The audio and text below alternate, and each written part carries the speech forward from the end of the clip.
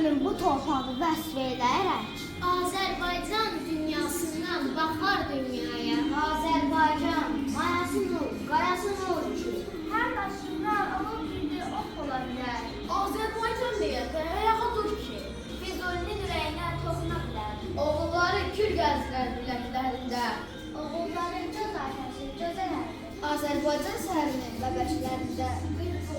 Ulduzu gözəlləri. Tarixinə qara xətli, hicri, miladi. Qılıncların qan ağzıyla yazılmadılar. Babaların boz sözlərə bənzərdirdi. Türklər bayraqlarından yazılmadılar. Güller olur, kürələrdə dəmir olmuşdur. Sərhədlərdə dayanmış küləkdən ayır. Oz gözdə, tuz göldə, kəmi olmuşdur. Biz Bakının ilk saadət saatçılarıyıq. Min illərlə, zülmətlərlə yollar açıqdır. Damlalarında sabilərin limon dünyası.